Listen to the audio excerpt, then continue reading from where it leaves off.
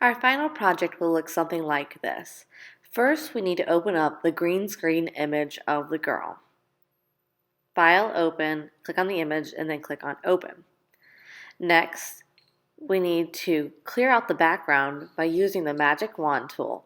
You're going to have to play around with the threshold and holding down shift to add on extra selections. Make sure that you don't add any part of her body in, but you do get all of the green area.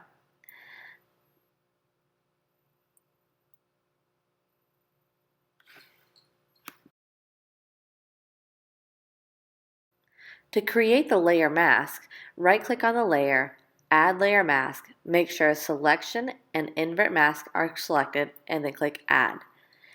You might have to touch up your layer mask by using the black paintbrush tool to make sure that there is no green left in the background. Make sure you have the mask selected, right-click select none, use a paintbrush that is black, and you can change the size of it and color in any area that was left green in the background. At this point, we need to add a new layer for the background. Click Add New Layer, OK, drag it to the bottom so it's underneath the girl. Choose any color you want, and then use the Bucket Fill tool to fill in the background. Just click once, and it will fill in the color. Now back on the layer with the girl, make sure you're on the image. Choose the black color from the color picker on the left-hand side of the toolbar, and then right-click on the layer, edit, fill with foreground color. That'll make the silhouette of the girl. Next, we want to duplicate this layer so that we have another layer to use as a shadow of the girl. On the layer mask, you're going to use the perspective tool.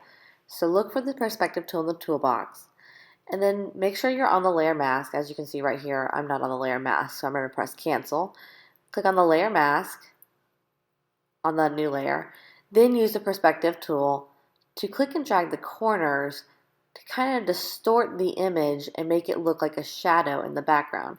And you can play around with this quite a bit to get it exactly how you want it. And once you get it close to where you want it, go ahead and click on transform.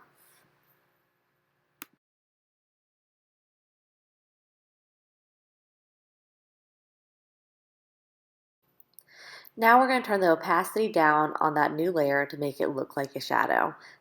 Click and drag the opacity slider on that layer. Next, we're going to get the iPhone image. So we're going to go to File, Open as Layers, find our iPhone, and click Open. We need to use the magic wand tool to cut out the iPhone.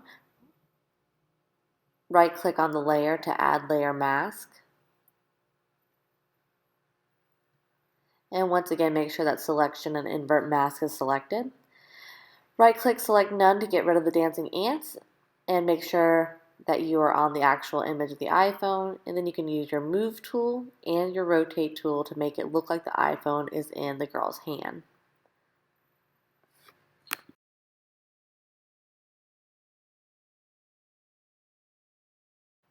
Next, we're going to create a new layer to make the headphones.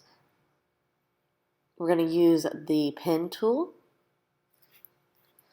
And before we use the pen tool, we need to set our paintbrush to the right size. So we're going to click on the paintbrush tool, get a hard brush, make sure that it's white, and then look at the size. So take your brush size down so that it's very, very small, like the width of the actual headphones. Only a couple pixels, probably between 1 and 20 pixels, but probably closer to about 10 pixels, even less than that maybe. Click back over to the Paths tool. Click once to start the path, and then you're going to make anchor points by clicking and dragging and making your headphones look like they're hanging down and then kind of going to the iPhone. You're only going to do one side of the headphones. We're going to add the second side in a moment. Once your path is ready, you're going to click on the Stroke Path button in the tool options. Make sure it says Stroke with a paint tool and choose the paintbrush, and then go ahead and stroke that. Then you're going to click on any tool to clear the path, and then back over to the Paths tool and do the same thing on the other side to create the second side of the headphones.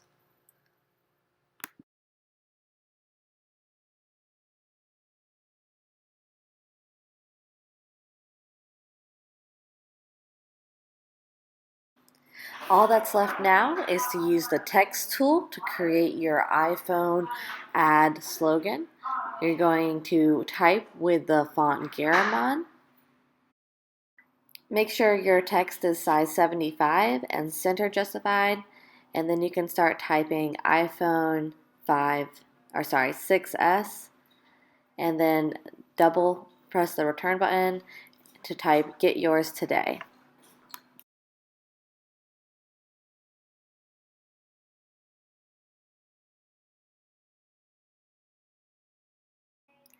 Now save your work and export it as a JPEG to turn it in on Classcraft.